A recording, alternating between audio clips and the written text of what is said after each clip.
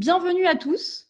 On est ravis de vous accueillir dans ce webinaire de présentation de l'expérimentation d'usage du parapheur électronique. Et donc, on vous propose de commencer par un petit tour de table. Donc, on va nous se présenter à l'oral et ce qu'on va vous demander de faire, c'est donc de vous présenter en parallèle dans le chat, puisqu'on est très curieux de savoir qui est connecté et d'où vous venez.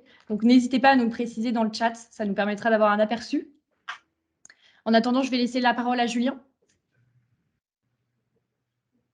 Oui, bonjour à tout le monde. Je suis de vous accueillir avec les différents collègues qui sont présents et les différents prestataires. Julien Koneski, SGAR Bretagne.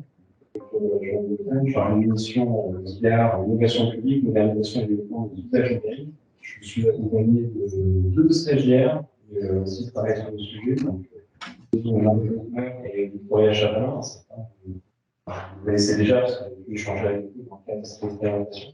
Nous sommes aussi accompagnés dans la salle de Nicolas Rameux, le directeur de la RH de l'USGAR. Ça intéresse aussi au sujet. Voilà pour nous dans la salle. Merci Julien. Alors pour information, ton son est pas très confortable. Si tu pouvais peut-être te rapprocher du micro pour les prochaines prises de parole, ce serait mieux. Donc pour ma part, Adèle Mazoyer, donc moi je travaille au sein de la société DxO, qui est une agence de design et d'innovation. Et donc sur ce projet-là, on est en charge, moi et toute mon équipe, d'accompagner cette démarche-là d'un point de vue pilotage de projet, management de l'expérimentation, s'assurer que tout se déroule bien, que tout le monde soit informé des informations, mais également sur un deuxième aspect qui est vraiment l'aspect... oui. Pardon, l'aspect design et l'aspect immersion et voilà, les entretiens avec les utilisateurs, bien s'assurer que on ait cartographié toutes les problématiques et tous les besoins en lien avec l'expérimentation. Feker, je te laisse la main. Oui. Alors attends, j'active la caméra et le micro. Bonjour à tous. Donc moi, je suis Feker Nefni. Je suis responsable commercial au sein de la société SRCI. Et nous, SRCI, en fait, on va intervenir parce que c'est notre module de parapheur électronique que vous allez utiliser. Le parapheur, juste pour rappel, mais on en reparlera tout à l'heure, c'est une solution qui va vous permettre en fait de remplacer l'intégralité de vos parapheurs carton. Et donc pour ce test, vous allez tester notre module X parapheur.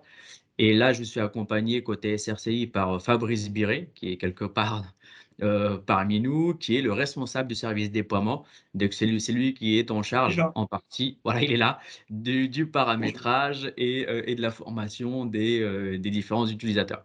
Voilà. Donc, le déroulé d'aujourd'hui va se passer en 3 temps. Une première partie, on va vous présenter la démarche dans sa globalité. Un deuxième temps où on va plutôt faire un focus sur la toute première phase et ce qui s'est passé ces derniers temps. Et puis, pour les utilisateurs clés qui sont présents aujourd'hui, parler de l'expérimentation, enfin du test, pardon, fonctionnel qui commence dès cet après-midi. Et dans un troisième temps, voilà, de vous proposer plutôt de discuter ensemble sous format questions-réponses, puisqu'on sait que voilà, il y a beaucoup d'entre vous qui ont des questions sur le déploiement futur, sur comment ça se passe. Donc voilà, n'hésitez pas au fil de l'eau à poser aussi vos questions dans le chat, je me répète, mais c'est important. Alors, avant toute chose, laissez-nous vous raconter une petite histoire. Le 2 mai dernier, une équipe de designers est venue réaliser une observation in situ en Bretagne. Armés de leur ordinateur, de leur stylo, ils ont visité pour la première fois des services de l'État. Et ont pu voir l'objet au centre de toutes les attentions, le parapheur. Ou plutôt les parapheurs. Et les rituels qui les accompagnent. Après de nombreuses observations, des entretiens réalisés avec des agents et des formations, certes courtes, mais tout de même des formations sur l'utilisation du parapheur électronique, nous lançons officiellement dès aujourd'hui le test du parapheur électronique XBus.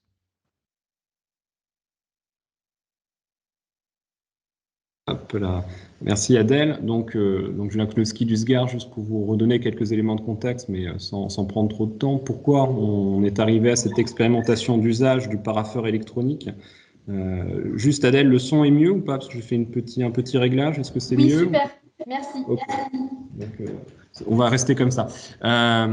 Donc en Bretagne, après, en chers collègues, puisque je sais que vous venez de différentes administrations bretonnes ou de la zone ouest ou même au-delà, vous connaissez les mêmes problématiques, mais vous savez très bien qu'avec la crise Covid, on va dire, de nouvelles questions ou des questions anciennes se sont reposées à nous avec les enjeux de travail à distance, télétravail et autres, et donc de processus éventuellement de validation et de signature à distance, tous les enjeux de dématérialisation de toute manière qui nous engageaient au niveau de l'État, dont sur les objets et les finalités philosophies du zéro papier, par exemple, qui nous obligent dans notre, on va dire, finalité environnementale aussi. Donc bref, tout ça est revenu très fortement en avant, on va dire, de nos préoccupations et de nos réflexions au niveau du SGAR Bretagne, même je dirais de la zone ouest, puisqu'un groupe de travail lancé aussi avec la DZSIC du SGAMI Ouest, donc je remercie aussi Laurent qui est avec nous, a pu être lancé sur la zone ouest pour qu'on réfléchisse ensemble à ces enjeux du parapheur électronique et de la signature électronique. Et donc, on a abouti au SGAR Bretagne avec aussi des moyens sur l'innovation publique et en lien avec le TILAB, Laboratoire d'innovation publique,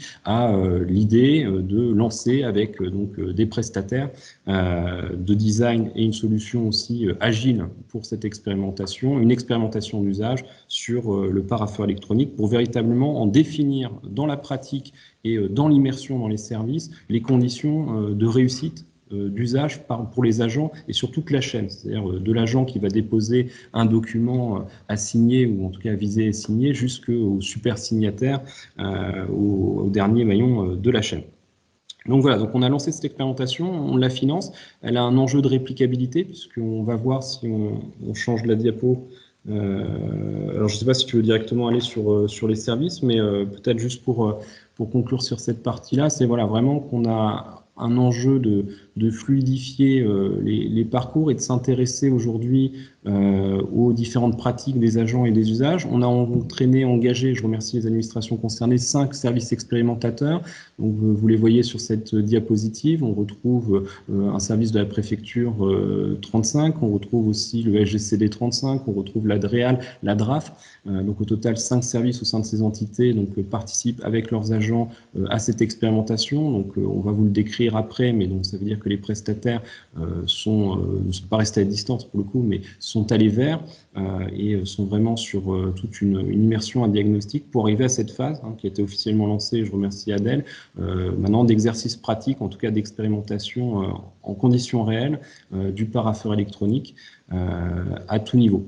Donc, vraiment, j'insiste sur cette double dimension par rapport à notre démarche, une approche par le design.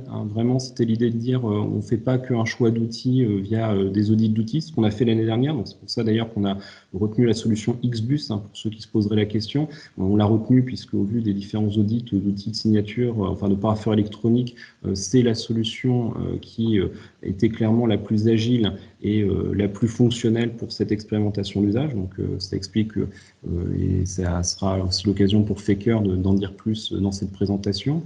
Et aussi donc le choix de DxO pour avoir des designers à disponibilité extrêmement dynamiques, extrêmement investis pour vraiment s'intéresser à ces conditions d'usage dans les services. Et vraiment, j'insiste 10 fois sur le mot usage, j'en suis désolé, mais c'est le plus important pour nous puisque comme vous le savez, au niveau de l'État, il y a eu d'autres tentatives en déconcentré de mise en place de parapheurs électroniques avec plus ou moins de succès. Je sais qu'en Bretagne, malheureusement, ça n'a pas permis le changement d'échelle dans les années avant Covid sur des expérimentations qui avaient déjà été lancées, des expérimentations qui étaient très focalisées sur l'outil, c'est-à-dire l'outil oblige, l'outil formalise, l'outil structure les process. Là, on veut retourner la problématique, on s'intéresse à l'usage des agents, à l'usage de toute la chaîne de validation pour que l'outil s'adapte au mieux et se décline par rapport à ces usages qui garantissent les conditions de réussite. Voilà, donc notre ambition, pour le dire à ce stade-là, mais on pourra le rediscuter si vous avez des questions, c'est de capitaliser et de sortir un livret un livre de recettes, on va le dire ainsi, des conditions de réussite de mise en place du parapheur électronique, aussi au vu de la solution donc XBus qui a été retenue pour cette expérimentation, mais plus largement, pour pouvoir après, en tout cas en Bretagne, mais au-delà si ça vous intéresse, poser aussi les enjeux économiques pour éventuellement un changement d'échelle, une généralisation, du moment où effectivement on a pu identifier et réussir ces conditions de réussite de cette mise en œuvre du parapheur électronique avec les services expérimentateurs et éventuellement au-delà. Voilà pour cette introduction, ce propos liminaire qui vous donne le contexte. N'hésitez pas à poser des questions dans le chat, j'y répondrai directement, et puis bien sûr à la fin de la présentation s'il faut approfondir des sujets. Mais vraiment vous redire qu'en Bretagne, au niveau de l'État sur les territoires, on est vraiment très volontaire sur le sujet. On sait que le sujet est complexe, il est difficile, il n'a pas réussi partout, il a pu réussir en centrale ou dans des collectivités, mais pas forcément en déconcentré. Pour autant, voilà, notre ambition, c'est de reprendre la chose à zéro d'une certaine manière et de reposer, on va dire, tranquillement, sereinement, au vu du nouveau contexte qui nous contraint, qui nous a fait évoluer sur le numérique, l'ensemble de ces dimensions, d'avancer, de co-construire avec les agents, c'est le plus important, et de réussir quelque chose derrière qui nous dira si les choses sont mûres pour aller plus loin et si on peut éventuellement tout généraliser à l'ensemble des services de l'État en Bretagne, ce qui pourrait être notre ambition en 2023. Voilà, merci Adèle. Merci Julien. Alors effectivement, vous avez pu l'apercevoir, il y a eu des difficultés pour certains d'apercevoir l'écran. J'ai donc partagé mon écran, mais je ne vois plus rien. Donc, je ne pourrai plus répondre à rien dans le chat. Donc, je compte sur vous pour me le communiquer. Péker, du coup, je te laisse. Oui. Alors, en fait, comme là, Julien vient de le résumer très justement, en fait, ce qu'il faut comprendre, c'est que nous, SRCI, donc le parapheur XBus, en fait, a été mis en place et déployé dans pas mal d'organisations publiques depuis maintenant 2010. C'est-à-dire qu'aujourd'hui, en fait, SRCI, ça regroupe à peu près 6500 entités publiques qui utilisent nos différentes solutions, notamment celle du parapheur. Et pour faire simple, l'outil, c'est un outil transversal qui va vous permettre, parce que moi j'ai eu pas mal de clients qui nous ont fait des retours sur les parapheurs carton, à savoir les temps de réponse sont lents, c'est-à-dire que j'ai mon parapheur carton, ça passe d'un service à un autre, le temps de réponse, les temps de réponse peuvent être plus ou moins longs. On a des clients qui me disent moi le parapheur je le retrouve plus, il est où, c'est chez qui il est, chez qui il est en attente de visa, chez qui il est en attente de signature. Et donc, en fait, pour répondre à toutes ces problématiques, donc on propose une solution de parapheur électronique qui est transversale. C'est-à-dire que dans certaines organisations, pour vous donner quelques chiffres, aujourd'hui, il n'y a plus aucun parapheur papier qui tombe dans certaines organisations publiques. C'est-à-dire que vous avez un document qui nécessite visa et ou signature électronique, et bien ce document-là, vous pouvez le déposer dans le parapheur. C'est vraiment un outil qui est transverse.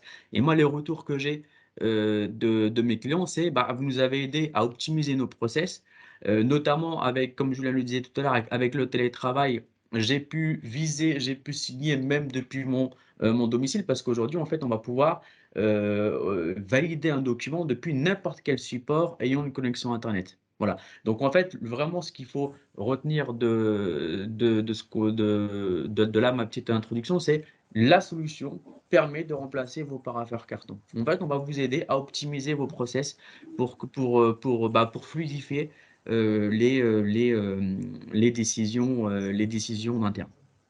Voilà. Alors, donc, je vous propose de passer donc, sur la première partie pour vous présenter plus en détail l'expérimentation. Donc, Julien l'a déjà bien détaillé. Est-ce que tu veux rebondir ? Je pense que j'ai déjà effectivement exprimé la chose, mais vraiment, cette slide le remet, mais l'entrée du design, c'est-à-dire vraiment d'aller dans les services pour mieux comprendre les pratiques et les besoins d'usage, pour justement que ce ne soit pas l'outil qui formalise, mais que ce soit les pratiques qui après formalisent l'outil, me semble le plus important. Et donc, c'est tout le travail que vous avez réalisé, que vous allez présenter en partie par la suite. Donc, je te laisse la main pour continuer et je prendrai toutes les questions dans le chat, n'hésitez pas. Ça marche. Ça marche. Et donc, ce qui est quand même important de retenir ici, c'est qu'il y a vraiment deux choses qui sont réalisées en parallèle dans cette expérimentation. Il y a effectivement le test de la solution et toutes les expérimentations qu'on fait à travers les entretiens et voilà, ces petites phases de test qui sont faites où on va vraiment tester l'outil. Mais il y a aussi tout un travail de capitalisation qui est fait en parallèle, dans lequel nous, on essaye de documenter tout ce qui se passe par tous les biais qui existent, la photo, l'audio, l'extraction des verbatims, pour pouvoir derrière en créer des conditions de réussite pour pouvoir répliquer l'expérience dans d'autres éventuelles régions ou à d'autres échelles sur d'autres projets. Donc ce travail de capitalisation, il est important. Donc voilà, donc Julien l'a dit, on est 3 acteurs sur cette mission-là, 3 parties prenantes qui menons toute la gouvernance projet, puisqu'il y a quand même beaucoup de personnes impliquées. Il y a 5 services expérimentateurs, mais il y a d'autres services qui sont concernés et qui ont été impliqués par ces services expérimentateurs dans le cadre de la démarche. Donc il y a effectivement au niveau du SGAR le service du BAP, il y a la DDTM 35 et la DDDP, pardon, aussi 35, et d'autres services comme ça qui sont impliqués dans la démarche. Donc, il faut savoir que tout ça, c'est plus de 90 utilisateurs. Donc, la méthode qu'on a mise en place, elle est inspirée de plusieurs disciplines, celle du design thinking, celle de la conduite du changement, bien évidemment, celle aussi de l'intelligence collective, et également toujours avec un objectif de faire en sorte que ce soit une approche ludique et désirable pour que les personnes se sentent motivées, investies et impliquées dans l'expérimentation. Donc là, à ce jour, comme vous pouvez le voir, on est sur la fin. Voilà, j'ai perdu mes slides, j'y reviens. On est sur la clôture de la phase 1, donc cette première phase d'immersion qui consistait à s'immerger dans les thématiques, mais également s'immerger auprès des agents, des signataires, des rédacteurs, des secrétaires de direction, des secrétaires de service, pour bien comprendre en fait vraiment les enjeux métiers et les enjeux d'usage de toute la circulation d'un document au sein de l'administration publique, et donc plus particulièrement des services concernés. Et donc pour ça, on a fait des entretiens, on a fait une semaine sur site aussi d'observation in situ, j'y reviendrai par la suite. Et donc là, ça fait donc maintenant quelques semaines qu'on œuvre pour préparer un test qui va avoir une durée de 4 semaines, dans lequel on a préparé les utilisateurs clés pour pouvoir commencer à se servir de la solution. Par la suite, on fera à la fin de ce test-là des ateliers pour pouvoir débriefer de tout ce qui aura été réalisé pendant le test fonctionnel, des bonnes et des moins bonnes expériences, et pour pouvoir capitaliser dessus. On n'est pas à l'abri de revivre un deuxième test d'ici la fin du projet, donc qui est normalement prévu d'ici fin septembre. Mais voilà, il faut aussi prévoir quelques semaines en fin de projet pour pouvoir vraiment capitaliser, mettre en visualisation tout ce qu'on aura appris, en tirer des conclusions et des conditions de réussite pour pouvoir les communiquer de manière plus diffuse. Donc la pédagogie qui a été bien étudiée auparavant avec donc SRCI et le SGAR, voilà, elle repose sur 4 points clés qu'on souhaitait vous partager aujourd'hui. C'était le tout premier, une équipe projet dédiée et mobilisée. Donc voilà, ne pas négliger le temps pour structurer une gouvernance qu'on a fait en amont avec l'identification de superviseurs qui sont aujourd'hui très disponibles et qui relaient l'information dans les services. Du temps aussi pour gérer les communications transverses, les communications par mail. Voilà, on utilise, donc je rebondis sur le deuxième point, une communication qui est vraiment accessible pour tous, et on essaye au mieux de créer des supports qui soient diffusables et sur des canaux différents. Donc, on vous le présentera en fin de webinaire, mais on a également créé une page internet, un blog, justement pour pouvoir centraliser toutes ces informations et donner l'accès à toutes les personnes qui sont utilisateurs clés, mais aussi les observateurs techniques ou, voilà, ou curieux, ou les autres régions qui sont sensibles à ce genre de démarche. Le troisième point, c'est une approche ludique. Voilà, donc on l'a dit tout à l'heure, en intégrant évidemment toute la science de la conduite du changement et les sciences cognitives pour éliminer les biais cognitifs, pour favoriser des outils simples, pour essayer également, à travers l'usage du design graphique, de mettre en avant des situations, des scénarios, des avantages de manière beaucoup plus visuelle. C'est quelque chose qui est important. On a aussi essayé de créer un univers graphique pour essayer d'harmoniser et créer du langage commun autour de ce projet-là. Et enfin, des outils adaptés aux besoins des utilisateurs. Donc, il faut savoir qu'on est dans le cadre d'une expérimentation. Expérimentation veut dire que on teste des choses et qu'en fonction de ce qu'on apprend au fil de l'eau, en fait, on fait évoluer notre méthodologie. On fait aussi évoluer les outils qu'on propose aux utilisateurs clés. Et donc, forcément, au début, tout n'est pas tout clair, tout est forcément un petit peu... voilà, je sais que les informations sont dissipées, certaines personnes ont exprimé le fait que les formations ont été très courtes, mais en fait, voilà, c'est le principe de l'expérimentation, c'est vraiment de venir tester qu'est-ce qui fonctionne et qui ne marche pas.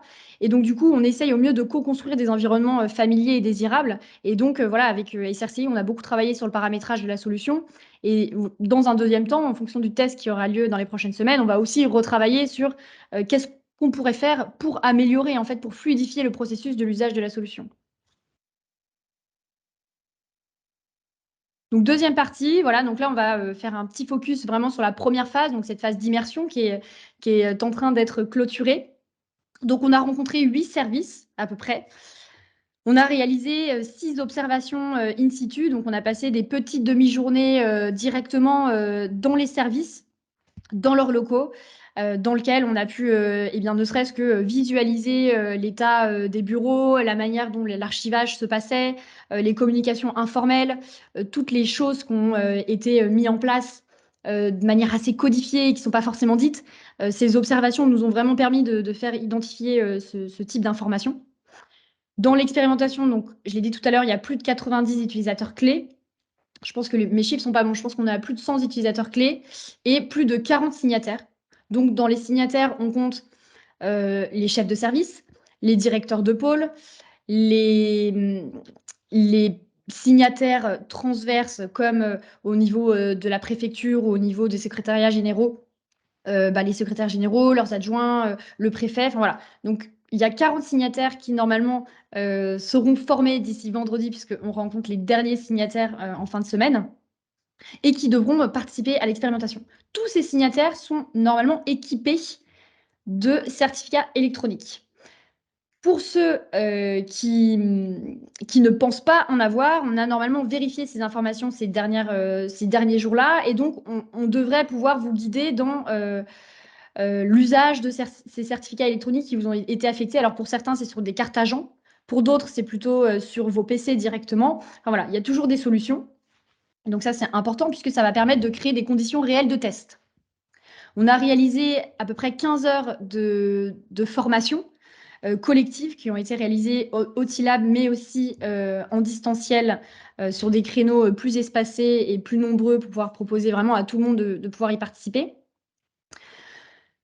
Il y a des replays disponibles sur ces formations-là et on a réalisé plus de 50 entretiens avec des agents sur le terrain.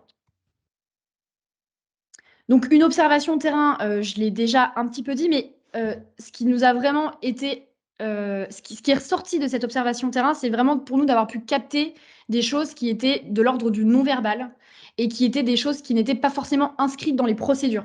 Et il y a beaucoup de rituels qui ont été mis en place en fait ces dernières années dans le cadre de la circulation du document, des parapheurs papier.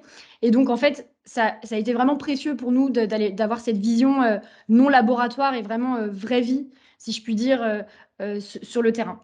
Et il faut savoir aujourd'hui que lorsqu'un individu raconte son quotidien ou va venir essayer de verbaliser un parcours ou une expérience de vie, il va seulement raconter 40 à 60% de la réalité. Donc, ces observations-là, elles nous ont permis d'aller venir chercher les 30% manquants qui sont finalement des choses qui sont assez précieuses. On vous propose quelques verbatims sur la droite, des verbatims qu'on a recueillis du terrain et donc qui illustrent finalement quelques sujets qui sont remontés, notamment voilà, le besoin de reconnaissance finalement qui est un aspect dont on ne soupçonnait pas mais qui fait partie finalement de tout le processus de validation d'un document ou d'une lettre d'observation voilà, ou d'un projet de texte qui aurait été rédigé par un agent. Voilà, les injonctions aussi, on peut le voir, des personnes qui sont très motivées à l'idée de basculer sur des formats virtuels avec une lecture en ligne et voilà, de pouvoir tout faire avec son ordinateur, et des personnes qui sont finalement dans l'extrême inverse et qui sont très stressées à l'idée de faire disparaître le papier, d'arrêter d'utiliser son surligneur. Et, enfin voilà, donc il y a beaucoup de choses qui sont remontées.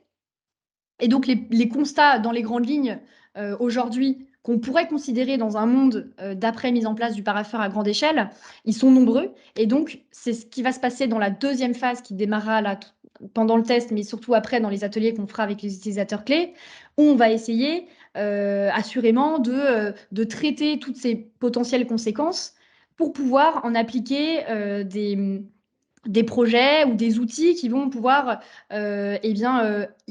rendre inévitables ces potentielles problématiques. Des choses qui sont remontées du terrain et qui sont très, très importantes aujourd'hui dans le cadre du projet, c'est typiquement le besoin de traçabilité du parapheur. Et on sait aujourd'hui que le parapheur électronique va y répondre forcément. La valorisation du travail des agents, je l'ai dit, un accompagnement nécessaire de la transition du papier vers une posturologie et du matériel adapté vers de la relecture numérique. Ça, c'est un besoin aussi qui a été exprimé. Les annotations et les observations qui sont indispensables et qui sont jointes au parapheur papier de manière différente, soit sur les documents, soit sur des post-it, soit à l'extérieur du document, soit sur des bordereaux de suivi. Enfin voilà, il y a mille et une manières dont aujourd'hui la pratique est réalisée. Ça, c'est quelque chose qu'il va falloir conserver. Une forte symbolique de l'acte de la signature qui n'est pas à négliger. Dans certains cas, évidemment, lorsqu'il s'agit d'arrêtés préfectoraux, on est moins dans une symbolique forte, mais néanmoins, voilà, dans des courriers qui peuvent générer des sujets à contentieux, il faut savoir que la symbolique de la signature, elle a vraiment du sens.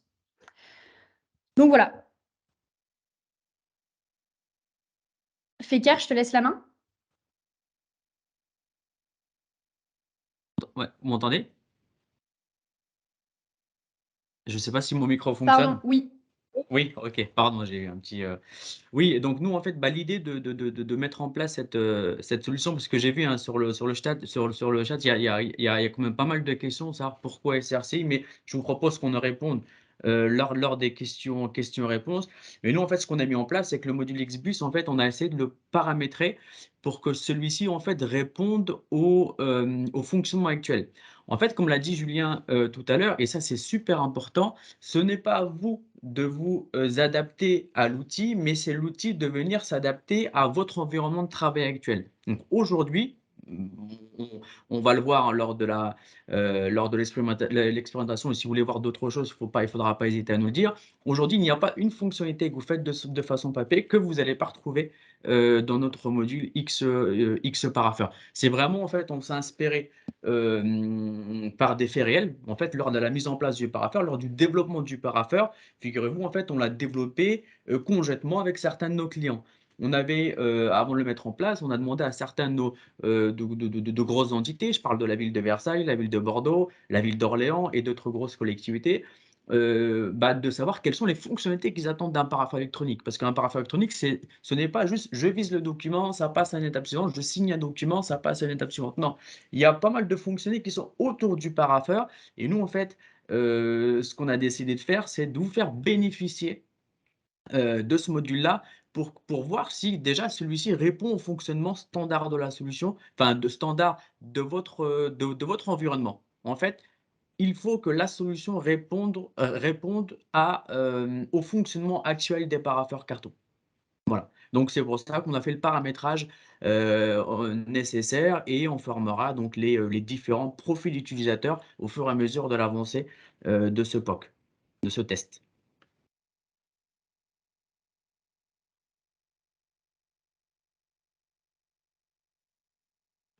Ton micro est coupé, Adèle. Ton micro est coupé. Merci, vous m'entendez? C'est bon mieux. Ok. C'est mieux. Je disais, le protocole de test pour les utilisateurs clés qui sont présents, il va durer donc 4 semaines. Plus de 90 utilisateurs, on en a parlé. Plus de 8 services mobilisés. 6 organisateurs qui seront dédiés pendant ces 4 semaines pour répondre à vos questions, vous aider lorsque vous avez des difficultés d'usage sur la solution. Et voilà, donc 27 signataires finaux. Malheureusement, le chiffre n'est pas bon, mais c'est parce qu'on ne comptait pas les signataires, ce qu'on appelle les super signataires, donc les signataires transverses à tous les services.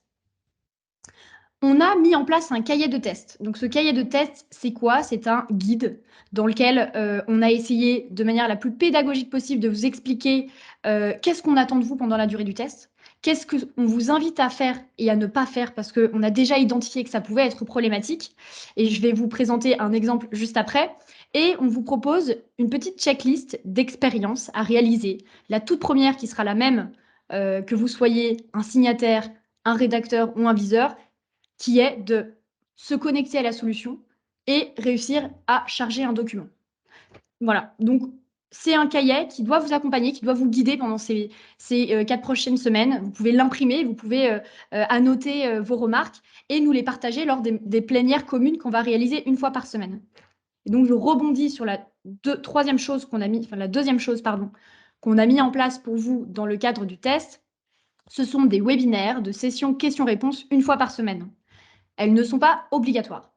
Néanmoins, elles auront lieu toutes les semaines, tous les mardis de 11h30 à 12h30. Vous avez normalement déjà dû recevoir les invitations, dans lesquelles vous pourrez vous connecter et discuter sur des thématiques à approfondir en plénière avec le formateur, donc avec Fabrice ou Feker, pour voilà, débloquer des sujets que vous auriez identifiés, pour peut-être aborder en plénière avec les autres services présents, savoir s'ils ont les mêmes problématiques, s'il y a des choses qui ne fonctionnent pas, voilà.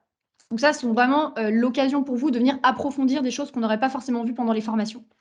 Et en parallèle, on a aussi mis un chat qui a été créé donc, par le SGAR sur le réseau Resana, dans lequel tous les utilisateurs clés pourront venir poser leurs questions s'ils ont besoin de réponses urgentes sur voilà, j'arrive pas à me connecter, j'ai un bug logiciel, enfin voilà, ce genre de choses, on devrait pouvoir les répondre vraiment en temps réel. Donc 4 semaines, voilà, je l'ai dit, les sessions questions-réponses tous les mardis et une fin de test prévue pour le 24 juin.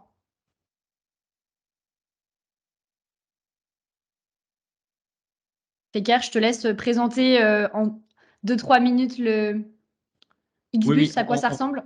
voilà, en fait, là, je vous ai mis quelques copies d'écran de la solution. Là, en fait, vous êtes en train de visualiser en fait l'écran d'un gestionnaire émetteur du dossier. C'est-à-dire que moi, je suis émetteur du dossier. Je dépose un document dans le parapheur. Une fois que j'ai déposé mon document principal, parce qu'en fait, ce qu'il faut comprendre, c'est qu'un dossier parapheur, c'est un document principal plus des pages jointes. Donc là, je vais ajouter mon document principal manuellement. Je vais définir sa nature, si c'est un courrier, si c'est je sais pas, un arrêté, un contrat de travail ou tout autre document. Une fois que j'ai fait ça, je vais venir choisir le circuit qui correspond à vos besoins. Alors, quand je dis le circuit qui correspond à vos besoins, c'est que en amont, lors du paramétrage de la solution, on a effectué un atelier fonctionnel et on a référencé tout par service toutes les natures de documents que vous faites circuler. Alors évidemment, chaque service ne verra que ses propres, enfin les documents liés à son service.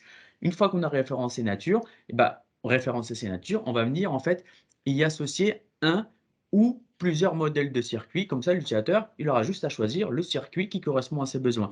Et ces circuits, ces process-là, comme je l'ai expliqué tout à l'heure, ce n'est pas nous qui allons vous les imposer, parce que votre process, on est en train de le découvrir, c'est vous qui allez nous dire, pour telle nature de document, voici les circuits que j'ai besoin comment dirais-je, qu'on paramètre, ou bien l'utilisateur aura également la possibilité, admettons qu'il a un dossier, un document que je dois envoyer en urgence en signature, de créer son circuit à la volée. Donc, je dépose mon document, pour résumer, je choisis la nature, courrier, arrêté, contrat, etc.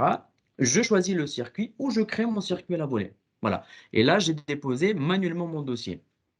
Et donc ensuite, là, on vous montre comment viser un document. Donc là, vous avez la liste de vos parapheurs au milieu. Hein, si je clique sur un parapheur, j'ai l'aperçu du document principal que vous voyez là sur votre droite. Et à ce moment-là, si je suis d'accord avec le document, je clique sur viser. Là, vous avez compris que je me suis placé à la place d'une personne qui va viser le document. Je me permets juste de rebondir, Feker. En Oui. fait, ce qu'on appelle viseur aujourd'hui, et donc vous le verrez dans le site internet qu'on va vous proposer juste à la fin, on a créé un lexique. Viseur, ce sont toutes les personnes qui aujourd'hui avaient ce rôle de venir apposer une relecture, une modification, un visa, un paraphe, enfin, voilà, une autorité hiérarchique, et qui n'ont pas ce devoir juridique de devoir signer vraiment et apposer une identité de signature, mais d'avoir une relecture. Et donc aujourd'hui, il y a une possibilité infinie dans le circuit de mettre des viseurs. Dans un circuit de validation, en fait, on peut mettre autant de visas que souhaité, comme je peux mettre autant de signataires. D'accord? Et Adèle l'a bien expliqué, le visa, ça ne nécessite pas en fait l'obtention d'un certificat, c'est une validation. Je suis d'accord avec le document, ça peut ou non passer à une étape suivante. D'accord? Parce que dans un circuit, vous avez compris on peut avoir des circuits qu'avec du visa, comme je peux avoir des circuits qu'avec de la signature, où je peux coupler les deux, visa et signature, et avoir autant d'intervenants que souhaité. D'accord? Le visa, c'est une validation. Tandis que la signature électronique, là, on vous le montre ici, lorsque je vais cliquer là sur le petit stylo pour signer le document, ici, en fait, on va me demander donc de choisir mon certificat et de saisir le mot de passe de mon certificat. Et c'est ce qui va donner la valeur légale à votre signature électronique, c'est l'utilisation d'un certificat qui est valable. Voilà. Qui est en fait votre certificat, ça va être votre pièce d'identité. Avec ce même certificat, en fait, vous pourrez signer autant de documents que vous souhaitez. Il y avait juste une question par rapport au circuit, je vois là dans le chat. Est-ce qu'on peut y répondre tout de suite, Ouais, ou pas? vas-y, Feker. J'ai vu qu'il y avait pas mal de questions. Est-ce que les circuits créés à la volée sont disponibles ultérieurement? Je ne comprends pas trop la question. En fait, on crée des circuits à la volée par rapport à ce qui va nous être demandé par les différents services, les différents utilisateurs, et on va donner le droit à différents utilisateurs de venir en fait déposer les documents de type nature, courrier, et là, il verra en fait les circuits correspondant à ses besoins. En fait, les circuits sont paramétrés conjointement. C'est vous qui allez nous dire quels sont les process qui sont utilisés chez vous. En fait, ce qu'on veut dire dans paramétrer, et c'est le job qu'on a fait en amont avec tous les superviseurs, c'est-à-dire qu'on a créé des identifiants pour toutes les personnes qui ont un rôle dans le circuit. Mais on n'a pas forcément déjà prédéfini un circuit, c'est-à-dire personne A, personne B, personne C, personne C. Et c'est tout l'intérêt de la solution SRCI et pour laquelle elle a été choisie pour l'expérimentation, c'est qu'elle propose une grande flexibilité. Et donc, quand nous, on parle de circuit, c'est-à-dire qu'on a pré-rempli tous les noms et les prénoms et l'identité des personnes qui sont dans le circuit. Après, charge à vous, si vous le souhaitez, de créer un petit circuit sur mesure avec toutes les personnes qui sont déjà proposées dans la solution. Et du coup, je rebondis ici pour prévenir les utilisateurs clés pour le test qui va avoir lieu dès cet après-midi, qu'il est possible, comme précisé, d'inviter un signataire externe. Un signataire externe, c'est une personne qui n'est pas préconfigurée dans l'outil et qui souvent est vraiment externe à l'organisation. Je pense par exemple aux agriculteurs, aux organismes de mobilité externe SNCF, les collectivités territoriales, etc. Eh bien, il est possible à travers cette solution, de ce qu'on appelle sélectionner un outil de délivrance de certificat unique et réel. Et donc, dans le cadre du test, XBus nous met à disposition un dispositif qui est réel par le biais de YouSign. Néanmoins, toujours dans le cadre de l'expérimentation, le nombre de certificats délivrés pour ce type d'expérience et d'inviter des externes est limité. Donc, on vous demandera, lorsque vous voulez réaliser cette expérience, parce qu'il va falloir le réaliser, pour chacun d'entre vous, service expérimentateur, de bien nous notifier le fait que vous allez consommer ces crédits-là. Parce que voilà, on en a en nombre limité. Par contre, effectivement, XBus propose ce format-là, puisqu'il arrive régulièrement que des signataires externes à l'organisation doivent apposer une signature. Alors, ça peut être en fait, juste pour compléter, et je vois qu'il y a une question là par rapport au modèle des circuits. Alors, ce qu'il faut savoir, c'est que nous, en fait, on paramètre donc, comment dirais-je, par rapport à ce qu'on va se dire lors des ateliers, mais après, on peut faire une formation, un transfert de compétences pour que vous-même, vous soyez autonome sur la création des utilisateurs, création des circuits, création des natures. J'attribue une délégation à telle personne. Vous pouvez, si vous le souhaitez, être totalement autonome sur l'application. Vous n'avez pas besoin de passer par SRCI à chaque fois que vous avez besoin d'effectuer une manipulation sur l'outil. Je vais me permettre de compléter parce que c'était une question qui a été posée. Non, tu as bien fait. Je vois que le temps passe, donc je propose qu'on bascule très rapidement aux questions-réponses, juste pour répondre vraiment à tout le processus qui a été observé sur le terrain. On s'aperçoit qu'il y a vraiment un début de phase qui est avant la création du document. C'est-à-dire qu'il y a la formulation d'une demande, où il y a un besoin qui est exprimé à l'extérieur de l'organisation ou dans l'organisation, qui va derrière générer l'écriture d'un document, qui va être réalisé par un agent de métier.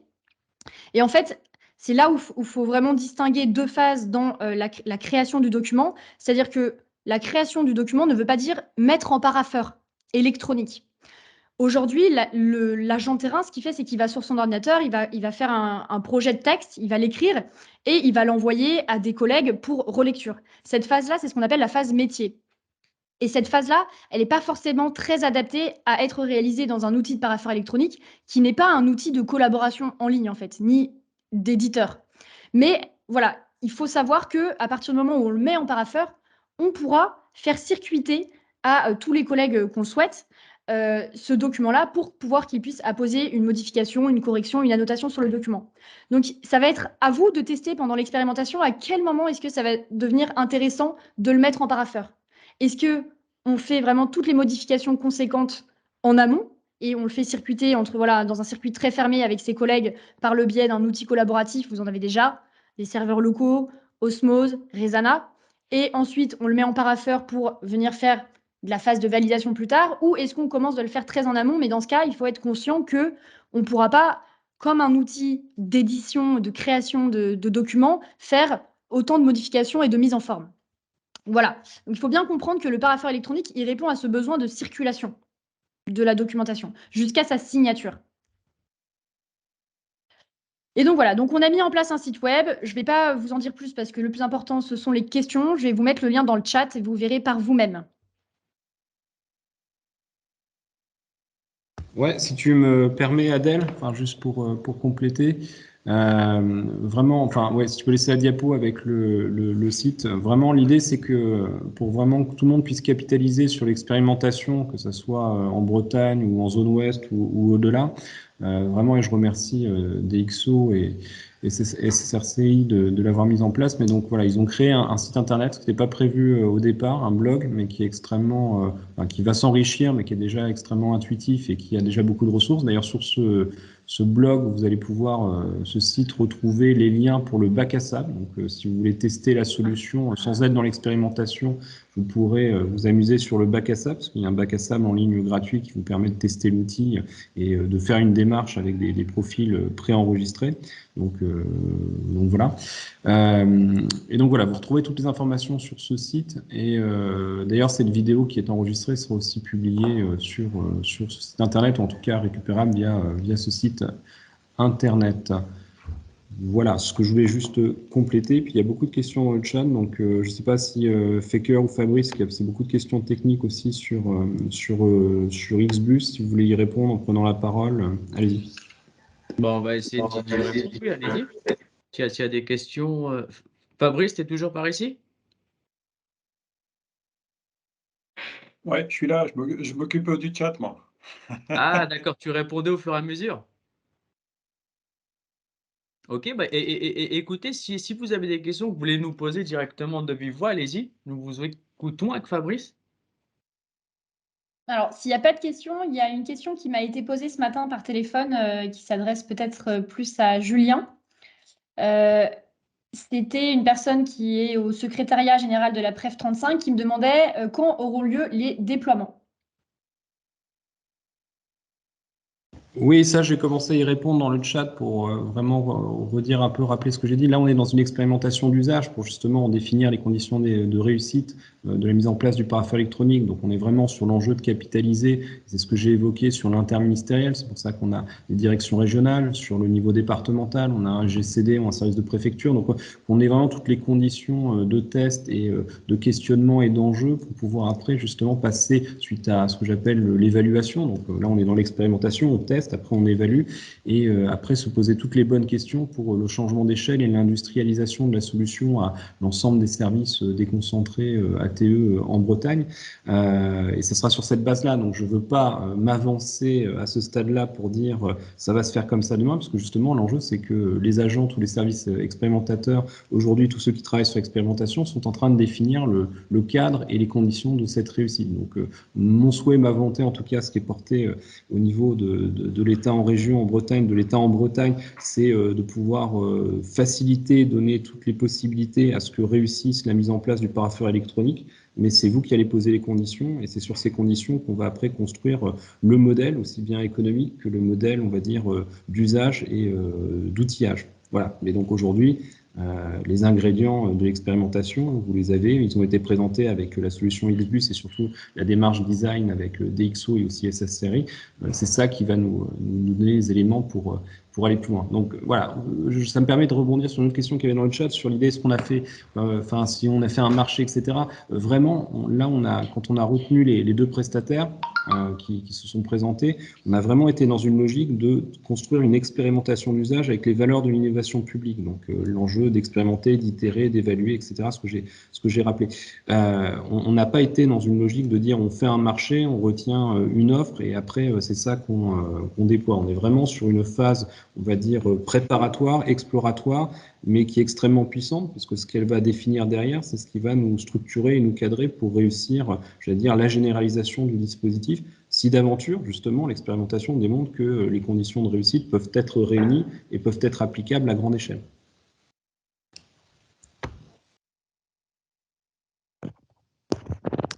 Bonjour, excusez-moi, Maxence Varny, je représente le cabinet préfecture de la Vendée.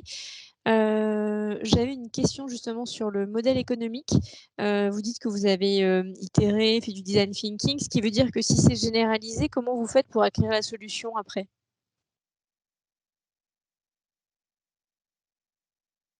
Je ne sais pas si vous m'entendez. Comme je l'ai évoqué, moi je ne vais pas mettre la charrue avant les bœufs, c'est-à-dire que déjà on pose des conditions de réussite. Après, une fois qu'on aura défini justement les modalités de déploiement et du changement d'échelle, là on aura plusieurs outils à se positionner, parce qu'effectivement il faut qu'on en détermine le modèle économique. Dès à présent, nos services, par exemple le bureau financier du SGAR ici, va lancer, enfin on va travailler sur une étude des coûts, sur justement ce que les économies de papier vont générer. Donc on va en déterminer un modèle économique et après on va rentrer soit sous un format effectivement cadre de marché ou de mise en concurrence ou éventuellement de marché innovant. Enfin, on a pas mal de questionnements qui se posent et ça sera répondu. Enfin, c'est vraiment ce cahier de recettes des conditions de réussite qui va nous répondre un petit peu sur cette modalité, parce que on a un prisme aujourd'hui très outil. Enfin, c'est ce qui explique l'échec, on va dire, d'expérimentation antérieure.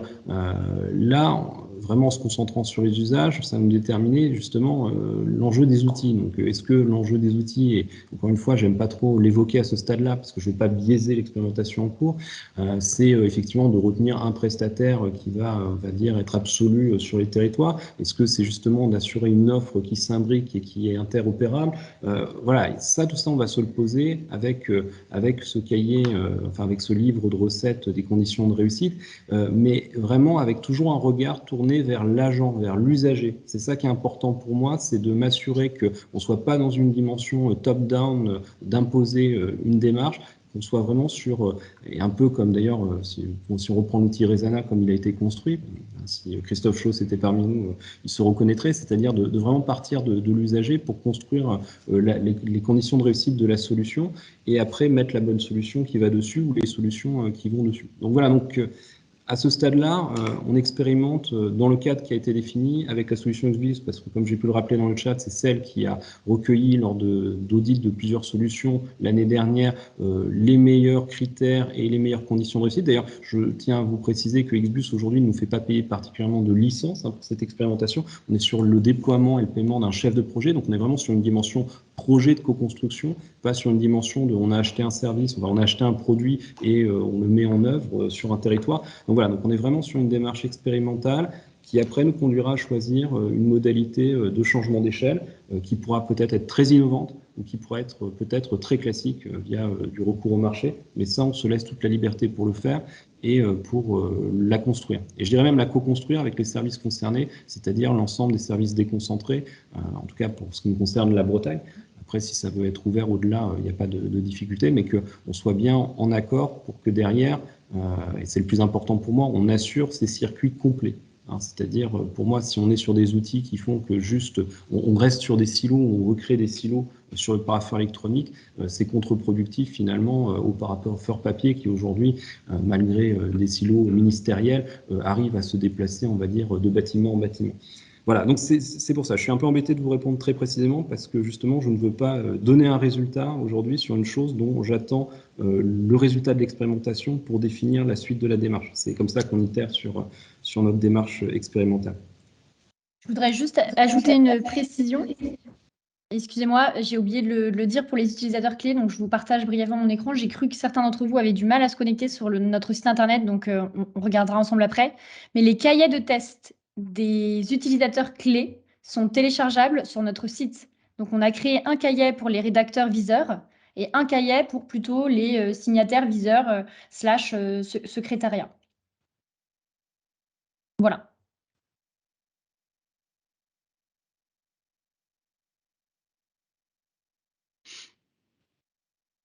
Je vois qu'il y a d'autres questions, toujours sur la solution XBus, sur Vas-y, Faker.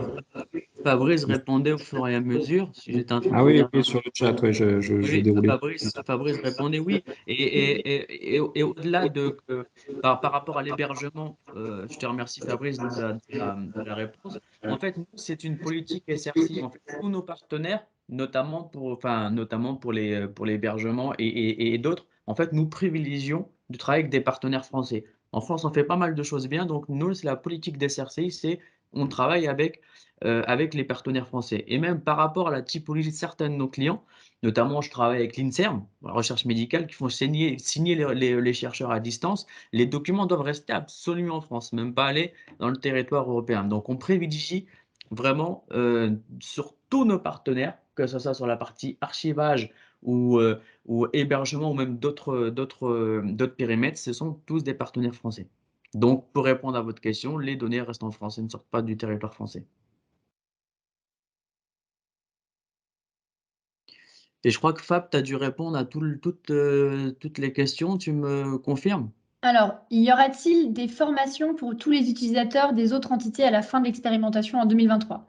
Bien sûr, s'il y a décision de déploiement à l'échelle régionale, il y aura des formations qui seront planifiées. Sous quelle forme, j'en sais rien, mais évidemment. Pour l'instant, les utilisateurs clés ont été formés et seront à nouveau formés au fil de l'eau.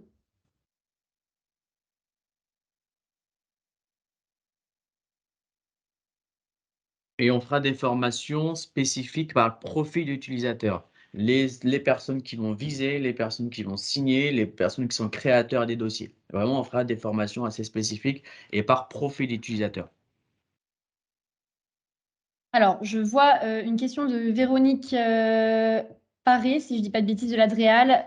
Pouvez-vous me dire qui est mon responsable XBus, agent Dréal CL? Voilà, c'est ça. Il n'y a pas de responsable à proprement dit. Dans le cahier de test, on vous a donné les coordonnées de Lorenzo, moi-même et Fabrice. Néanmoins, en fait, donc on est 6 organisateurs. Hein, voilà, donc Lorenzo, Fabrice, Feker, Julien, moi-même et Victoria. Il faut savoir que si vous nous communiquez via le chat Rezana, enfin, voilà, si vous nous contactez, pardon, via le chat Rezana, on répondra, on sera tous les 6 disponibles. Après, pour plus de réactivité, n'hésitez pas à contacter directement Lorenzo ou moi-même. Il n'y a pas d'organisation par service. Pour les histoires de formation, je rebondis et c'est vrai que c'est très important. Hein. Comme je dis, on remonte toute la chaîne. Là, par exemple, on continue aussi des formations très individualisées avec ce qu'on appelle les super signataires. Donc, c'est vraiment le sommet de l'échelle de la signature. Et c'est important parce que même au niveau, au dernier niveau de signature, ou au plus haut niveau de signature que selon comment on se positionne. C'est vraiment important que le parapheur électronique soit vraiment questionné à leur niveau sur leur usage, le positionnement de leur secrétariat, comment eux ils veulent interférer avec. Enfin, je veux dire, comment ils sont, on va dire, en action sur la démarche. Est-ce qu'ils sont dans une logique où ils vont mettre éventuellement des commentaires en tapant sur leur clavier, ou est-ce qu'ils veulent véritablement rester sur une sorte de contact physique parce qu'avec leur tablette, ils peuvent, grâce à la solution XBus, bien entendu, annoter, comment dire, tactilement, manuellement, avec un stylet, etc., sur une tablette. Voilà, tout ça, c'est des questions qui sont vraiment posées et qui sont vraiment individualisées par rapport aux différents signateurs pour être sûr qu'il n'y ait pas de blocage et qu'il n'y ait pas justement de ressentiment, parce qu'on le voit, quel que soit le niveau où on est dans le parapheur électronique, on a une histoire, on a un rapport au numérique, on a une ancienneté aussi, on a une vision du parapheur papier qui peut être extrêmement positive. Hein. Ici en Bretagne, on ne va pas se cacher les choses, le parapheur papier sur beaucoup de choses, enfin, si on prend au niveau du SGAR, ça marche très bien en interne, etc. Donc voilà, donc on est sur un changement d'usage ou une transformation d'usage où l'enjeu c'est que tout le monde soit gagnant et personne n'y perde, et que les nouvelles opportunités du numérique soient vraiment exploitables par ces personnes et qu'elles les découvrent. Et donc, c'est intéressant de voir aussi dans cette démarche itérative que font les designers avec SRCI, qu'il y a plusieurs temps de revoyure, c'est-à-dire il y a plusieurs ateliers fonctionnels, il y a plusieurs discussions, il y a plusieurs retraitements. On part d'un point, on expérimente, on teste, on en rediscute, on retravaille l'information, puisque on voit qu'au contact de l'outil du numérique, nos a priori peuvent évoluer et aussi on va dire notre idée de départ, nos intuitions de départ peuvent évoluer sur comment ça peut fonctionner, comment les choses peuvent s'organiser. Donc voilà, c'est vraiment important de le resituer et vraiment vous dire qu'on est en mode projet exploratoire, très immersif. Et je sais que d'ailleurs que nos prestataires en font beaucoup, donc je tiens à les remercier, c'est l'occasion durant ce webinaire. On n'est pas encore au bout du chemin, mais à ce stade-là, je vous remercie pour votre implication. Julien, on a une petite question sur le chat de Laurent Kergourlet qui dit « Peut-on intégrer d'autres utilisateurs dans cette expérimentation ?» Je préférais que la réponse vienne de la direction de projet.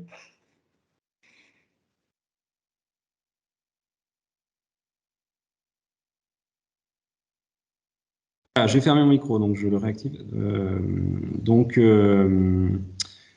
J'ai bien eu ton message d'ailleurs sur mon répondeur, Laurent, donc je vais te rappeler là-dessus. Donc il faut qu'on en rediscute effectivement, et je suis très heureux de voir qu'effectivement l'expérimentation donne envie à d'autres services de la rejoindre, donc qu'on en définisse les conditions, mais donc on en rediscutera rapidement ensemble, sachant qu'effectivement le SGAMI et la DZ-Cycle est un partenaire de l'expérimentation déjà en soi, et sur l'usage, il faut qu'on en rediscute très rapidement. Donc merci de nous le rappeler ici.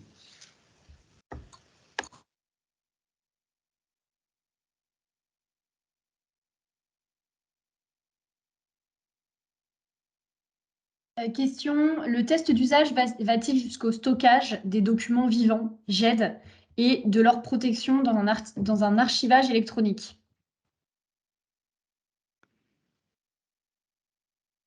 Alors en fait, aujourd'hui, ce qui a été décidé, c'est de tester la partie parapheur électronique. Donc, je fais signer les documents avec toutes les fonctionnalités liées au parapheur. Par la suite, après, oui, il faudra se poser la question sur quid de la GED. Est-ce que les documents traités du parapheur, qu'est-ce que j'en fais? Est-ce que je les pose dans une GED? Si vous avez une GED, ça, il faudra qu'on en discute ensemble. Si vous avez une GED, on pourra, comme j'ai fait dans d'autres organisations, vous mettre à disposition des connecteurs, des automatismes pour que, une fois que le dossier est traité dans le parapheur, hop, ça passe directement en GED. D'accord? Si vous avez déjà une solution en place. Si vous n'avez pas de solution en place, nous, SRCI, nous avons intégré, comme pour la partie archivage électronique, une GED d'un partenaire, hein, pour être totalement transparent avec vous. Et par la suite, on pourra, si vous le souhaitez, vous proposer une GED plus une solution d'SAE, de solution archivage électronique, hein, qui répond à toutes les normes du public, hein, naturellement, notamment les normes, toutes les normes agréées par le CIRF, hein. Donc ça, c'est quelque chose qu'on pourra voir avec vous dans un second temps. À moins que vous ayez déjà vos solutions d'archivage électronique. Pour compléter ce que dit Fecker, je n'étais pas plus tard que ce matin, mais c'est le deuxième échange avec les archives départementales, hein, d'Ille-et-Vilaine, puisque justement on s'intéresse à l'ensemble du process, donc on aura l'occasion effectivement d'en discuter, pour justement voir même jusqu'à quel niveau on peut interagir jusqu'au niveau des archives départementales pour réduire après les coûts entre guillemets, de reversement aux archives des documents au vu de ce qui est produit et qui peut partir via le parapheur. Enfin voilà, donc on se pose plein de questions, c'est l'enjeu de l'expérimentation. Et on n'a pas encore toutes les réponses puisqu'on s'est donné un temps jusqu'à juin-septembre pour réaliser l'ensemble des opérations et capitaliser sur le livret de recettes. Mais ça va être très riche et l'enjeu, c'est bien de livrer une réflexion globale qui permette après aux différents services bretons et en dehors de la Bretagne de pouvoir avoir tous les paramètres de réflexion, tous les enjeux et éventuellement les dimensions techniques pour pouvoir réussir aussi à leur niveau la mise en place du parapheur électronique et au-delà. Juste tout à l'heure, quand j'intervenais sur les formations des super signataires, mon micro, il était activé ou pas? Parce que j'ai un doute en fait. Oui, on t'a entendu. Ok, c'est bon, parfait. C'est moi, je suis désolée, je l'ai coupé quand Fabrice t'a interrompu pour poser la question, parce que ça a résonné. Aucun problème. Bonjour, à nouveau Maxence Vernier, donc je représente le cabinet du préfet de la Vendée. J'ai regardé sur le chat, j'ai pas trouvé la réponse à ma question sur l'homologation ou l'implication dans le projet. des acteurs RSSI, c'est-à-dire responsables de la sécurité des systèmes d'information, puisque la solution est en SaaS. Et il me semble qu'il peut y avoir disons, des oppositions de certains responsables de sécurité des systèmes d'information. Est-ce que vous les avez impliqués dans le projet pour qu'ils soient vraiment partie prenante et qu'ils puissent lever tous les blocages ou tous les freins qu'il pourrait y avoir en bout de course si l'expérimentation fonctionne? Et je pense qu'on est tous d'accord pour dire qu'il faut que ça fonctionne. Donc, est-ce que vous les avez impliqués? Comment ça fonctionne de ce côté-là? Alors, juste pour compléter ce qu'on vient de dire, madame, comment dirais-je? Aujourd'hui, en fait, vu que nous sommes sur un POC, la solution est en SaaS. D'accord? Après, moi, j'ai des clients, comme j'ai cité tout à l'heure l'INSERM et même d'autres clients qui sont de grosses organisations publiques qui sont en SaaS et qui nous ont déjà, en fait, effectué des, comment dirais-je, des tests de sécurité ou autres. Ça, nous, on est totalement preneurs et puis on ne vous dira jamais non, hein. Mais pour le POC, on est parti sur une plateforme SaaS, mais demain, si vous le souhaitez, la solution peut être hébergée chez vous, hein. Vous pouvez héberger la solution, en fait, si vous avez plusieurs modes d'architecture, soit en SaaS, ou soit en mode, comment dirais-je, en mode on-premise, c'est-à-dire installé sur vos serveurs. Oui, et puis pour compléter, bien sûr, et vous pouvez l'apprécier directement avec le bac à sable qui est en ligne, les flux ont bien été débloqués par le ministère de... Non, c'est bon, c'est activé. Merci Nicolas. Donc les flux ont bien été activés et autorisés par le ministère de l'Intérieur. Il n'y a pas de difficulté au vu de la doctrine sur l'expérimentation et sur la solution, bien au contraire. Et comme on voit aujourd'hui qu'au niveau des certificats aussi, on peut réutiliser directement les certificats pour les signataires du ministère de l'Intérieur, les cartes agents, etc. Voilà, on est plutôt sur une ligne de confirmation de doctrine de sécurité par rapport à l'outillage, même si je le rappelle que l'outil, il est le vecteur, enfin, c'est le support de l'expérimentation et c'est l'expérimentation d'usage qui est première dans notre démarche. Voilà. Et pour compléter ce que Julien vient de dire, en fait, question de sécurité, chez nous, c'est important, je pense, comme partout. Ce qu'il faut savoir, c'est que nous, nos serveurs, la plateforme XBus que vous êtes en train de tester est homologuée par l'État. C'est-à-dire qu'aujourd'hui, en fait, SRCI est un tiers opérateur permettant aux collectivités de discuter avec la préfecture. C'est-à-dire qu'une collectivité, lorsqu'elle elle doit envoyer toutes les délibérations au contrôle de légalité. Et aujourd'hui, certaines collectivités passent par notre comment dirais-je, par notre module, par notre plateforme Act, hein. Nous sommes un des tiers homologués par l'État. Donc, nos serveurs sont agréés sont homologués, la plateforme XBus, pardon, est homologuée par le ministère de l'Intérieur pour la transmission des actes au contrôle de légalité. Et nous sommes également homologués, la plateforme XBus est également homologuée par la DGFiP pour tout ce qui est transmission des flux comptables vers la trésorerie. Voilà ce que je voulais rajouter. Merci. Est-ce que du coup, madame, on a répondu à votre question? Oui, tout à fait, je vous remercie. Merci beaucoup. Je vous en prie.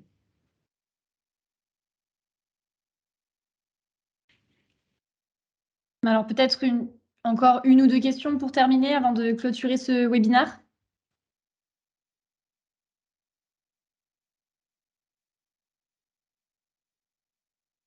Si tout va bien, on peut d'ores et déjà s'arrêter là. Je pense que vu l'heure, il est 13h10, donc on a déjà abordé, donc on peut s'en arrêter là. C'était riche, on pourra reproduire l'exercice. De toute manière, pour ceux qui sont en expérimentation, là, il y a plusieurs webinaires chaque semaine qui sont organisés. Donc voilà, et vraiment, on va capitaliser beaucoup d'informations sur le site. Donc on va en faire, je pense que Adèle pourra renvoyer l'adresse du site à toutes les personnes qui se sont inscrites à cet événement aujourd'hui. Et surtout, n'hésitez pas à poser vos questions. Alors que bien sûr, si vous êtes dans l'expérimentation, vous les posez déjà, mais si vous ne l'êtes pas et que ça vous intéresse, parce qu'on a vu effectivement pas mal de participants qui sont externes à cette expérimentation d'usage, n'hésitez pas parce que vos questions enrichissent aussi nos réflexions et forcément, nos retours peuvent aussi enrichir vos réflexions sur ce sujet-là. Donc, que l'échange continue et perdure. Et en tout cas, nous, ce qui est sûr, c'est qu'on continue d'avancer sur cette expérimentation d'usage. Et on a hâte d'être fin juin, enfin je ne sais pas, mais en tout cas sur ce volet-là, on a hâte d'être fin juin pour voir la partie pratique, ce que ça a donné et les retours, on va dire, les nouveaux retours à capitaliser et qui seront capitalisés dans ce volet-là de l'expérimentation. C'est l'une des parties les plus précieuses. Donc, on aura peut-être l'occasion après de vous présenter les résultats et de vous présenter déjà peut-être une première version, intuition du livret de recettes avant le 14 juillet, je ne sais pas, mais peut-être à la rentrée en septembre. Voilà, on verra. Mais quoi qu'il arrive, si ça vous intéresse, on continuera à vous documenter et vous informer sur le sujet. Merci Adèle, merci Feker, merci Fabrice, merci à vous tous. Je pense qu'on peut conclure là. Je te laisse le mot de la fin, Adèle, et à très bientôt. Merci à tous. Bonne fin de journée. Merci. Merci. Au revoir. Merci. N'oubliez pas de télécharger vos guides, vos cahiers de tests pour les utilisateurs clés. Voilà. Bonne journée. Au revoir.